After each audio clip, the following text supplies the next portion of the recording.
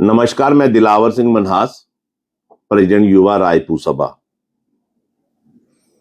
आज फिर से एक बार नागमनी स्कूल के मुद्दे पे बात करने आपके साथ साझा करने के लिए आपके साथ लाइव आए हैं। मेरे पे तो बैन लगा दिया है कि मैं नागमनी स्कूल में नहीं जा सकता, पर जो जा सकते हैं उनके लिए नागमनी स्कूल क्या कर रहा है, जिनका हक है नागमनी स्कूल में पढ़ने का, उनके लिए नागमनी स्कूल क्या कर रहा है। मुद्दा यह है, आज हमारी एक बहन Riya Salaria, wife of late Shri Mohinder Singh RO Chafde Chak, इनके हस्बैंड की डेथ 2020 में हुई थी। ये इनका डेथ सर्टिफिकेट है।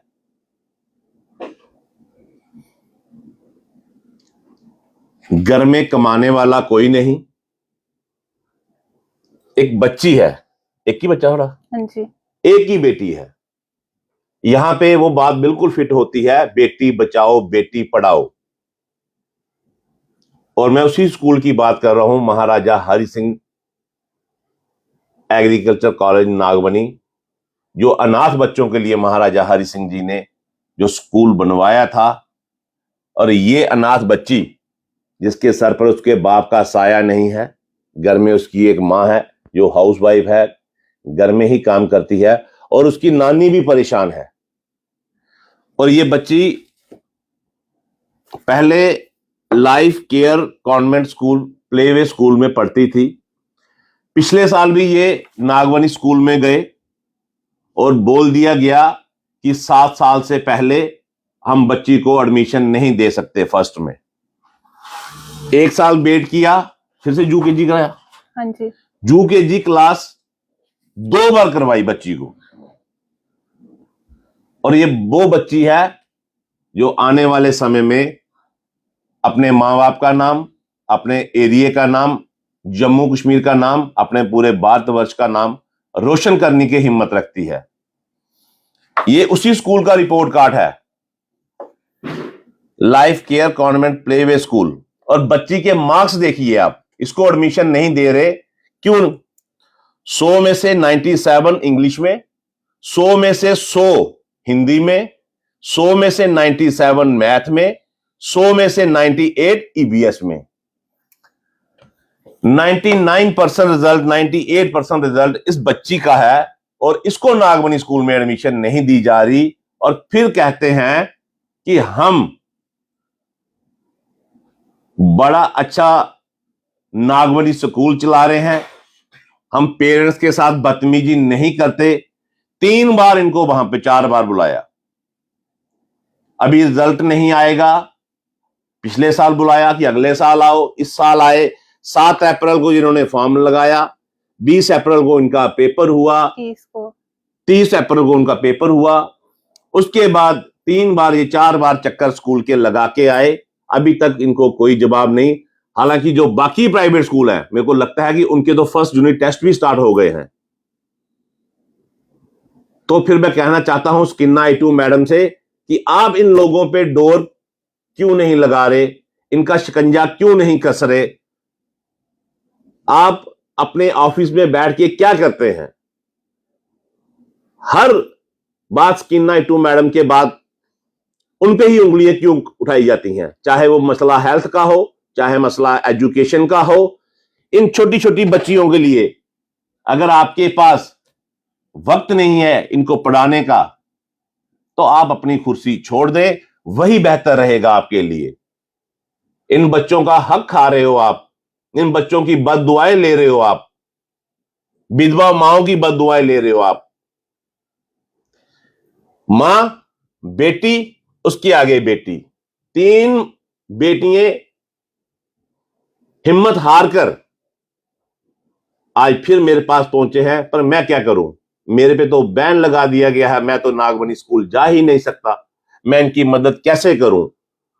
पर मैं इनकी मदद सोशल मीडिया के माध्यम से ही कर सकता हूं, कि सोशल मीडिया ही हमारे पास एक ऐसा लास्ट हथियार है कि जो हम जनता की बात जनता तक पहुंचाएं और जनता ही फैसला ले। हम तो फैसला नहीं ले सकते, और जनता पक्का बोले कि क्या इस बच्ची को पढ़ने का अधिकार है। मैंने पहले भी कहा कि जो बच्ची 100 में से 97, 100 में से 100, 100 में से 97, 100 में से 98, A+, अगर इतने अच्छे मार्क्स अगर इस बच्ची की पढ़ाई नहीं हुई तो ये बच्ची कल को क्या करेगी? लोगों के घरों में बर्तन साफ करेगी, लोगों के घरों में काम करेगी। उसकी मां के पास तो पैसे नहीं है पढ़ाने के लिए। एक ही सहारा था, नागवनी स्कूल। और नागवनी स्कूल वाले चक्कर पे चक्कर, चक्कर पे चक्कर, चक्कर पे चक्कर, पूरे जम्मू कश्मीर के उन अनाथ बच्चों को चक्कर पे चक्कर कटवाई जा रहे हैं जिनके सर पर उनके बाप का साया नहीं, जिनके सर पर उनकी मां का साया नहीं।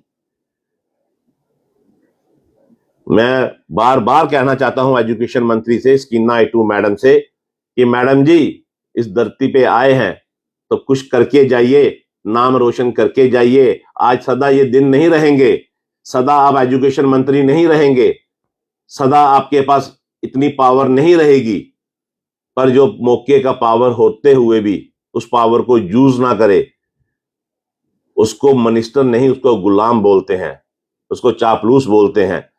और अगर आप ये काम नहीं कर सकते तो आप कुर्सी छोड़ दीजिए। अगर आप नागवनी स्कूल पे शिकंजा नहीं कर सकते, अगर आप जितने भी प्राइवेट स्कूल हैं उन पे शिकंजा नहीं कर सकते, तो आपका कुर्सी छोड़ना बनता है। आप कुर्सी छोड़ दीजिए, वहां पे किसी पढ़े लिखे इंसान को आने दीजिए जो जनता के हक की बात करे, जो ऐसी बच्चियों को स्कूल में एडमिशन दिला पाए। क्यों बच्चों की जिंदगी बर्बाद करने के पीछे तुले हैं?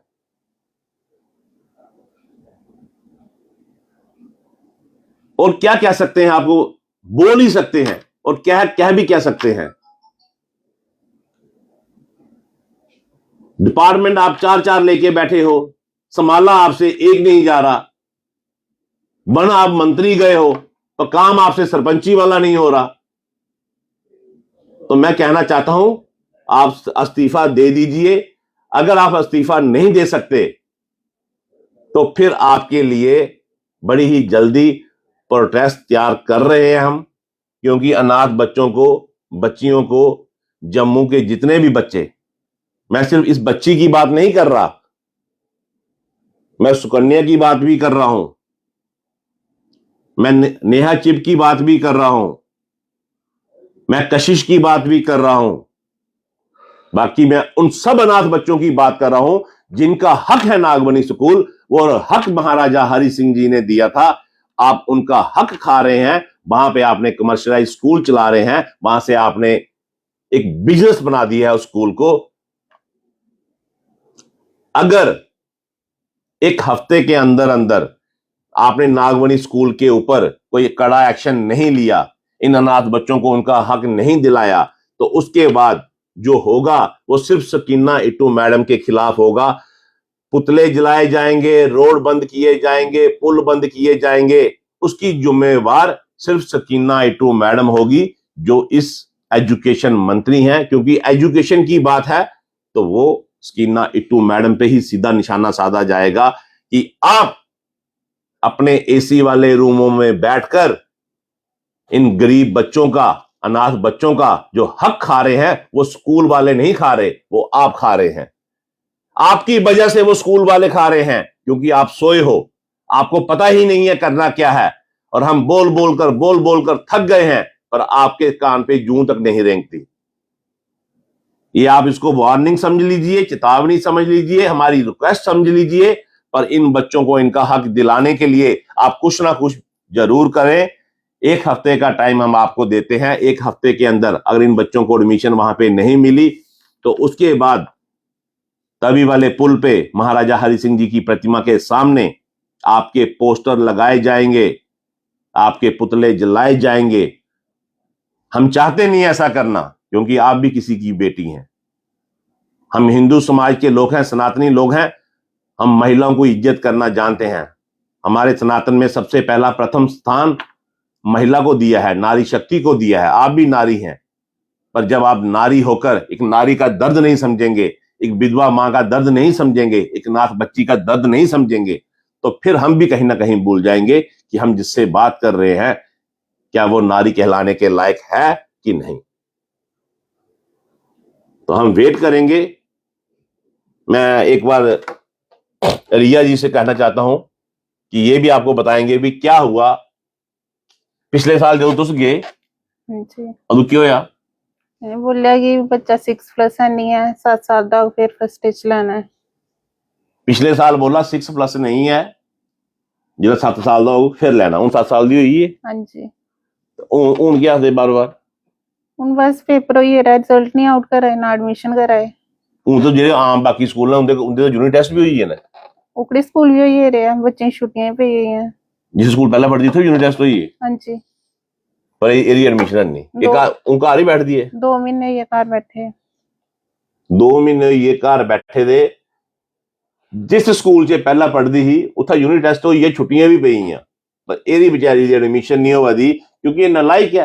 कुसुम वास्ते तो बहाना था, कुसुम के लिए तो बहाना था कि उसके मैथ में नंबर कम आए, उसके हिंदी में नंबर कम आए, इसलिए एडमिशन नहीं दी। इसके तो 100 में से 100 हैं, इसके 100 में से 100। ये देखो,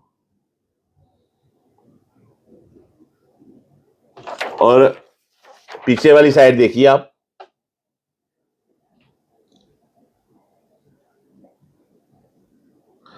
एक 174 दिन में से 170 दिन बच्चा स्कूल गया है और A+ से ऊपर कोई ग्रेड ही नहीं है और A+ ग्रेड मिला है, आउटस्टैंडिंग। और हर जगह कम्युनिकेशन में A+, थिंकिंग में A+, रिएक्शन में A+, पर्सनल क्लीननेस में A, पर्सनल क्लीननेस में A, वहां पे A+ नहीं है क्योंकि क्लीनलीनेस कैसे हो सकती है, गरीब है, अनाथ है। और बाकी जहां एजुकेशन की बात करें, ड्राइंग में A+, डांस में A+, डिसिप्लिन में A+, स्किल्स में A, जनरल नॉलेज में A+, और नंबर देखिए 90, 100 में से 97, 100 में से 100, 100 में से 97, 100 में से 98। और पहले में से देखिए, एक में से नहीं देखिए, जो सर्कल टेस्ट है उसमें 10 में से 10, 10 में से 10, 10 में से 10, 10 में से 10, 100% रिजल्ट। फर्स्ट टर्म में 40 में से 38, 40 में से 40, 40 में से 38, 40 में से 40। फिर सेकंड में देखिए 10 में से 10, 10 में से 10, 10 में से 10, 10 में से 10। फिर सेकंड टर्म में देखिए 40 में से 39, 40 में से 40, 40 में से 39, 40 में से 38। फाइनल में देखिए 100 में से 97, 100 में से 100, 100 में से 97, 100 में से 98। मैं बार बार इसलिए दिखा रहा हूं कि ये वही बच्चे हैं जो अपने मां बाप को इस गरीबी रेखा से बाहर निकाल सकते हैं। ये वही बच्चे हैं जो अपने पूरे इलाके का नाम रोशन कर सकते हैं, अपने दादी दादा का नाम रोशन कर सकते हैं, अपने नानी नाना का नाम रोशन कर सकते हैं, अपने माँ बाप का नाम रोशन कर सकते हैं, अपने जम्मू कश्मीर की पूरी स्टेट का नाम रोशन कर सकते हैं, अपने पूरे भारतवर्ष का नाम रोशन कर सकते हैं, हिंदुस्तान का नाम रोशन कर सकते हैं। पर अगर इनको एडमिशन ही नहीं दी गई तो ये बच्चे क्या करेंगे, कैसे पढ़ेंगे, कैसे नाम रोशन करेंगे? फिर आ जाके वही बात आती है, जो नानी ने किया, जो माँ कर रही है, आगे से उसकी बच्ची भी वही करेगी, आगे से इसकी आने वाली बच्ची भी वही करेगी। तो फिर कहीं ना कहीं बद्दुआ लगेगी।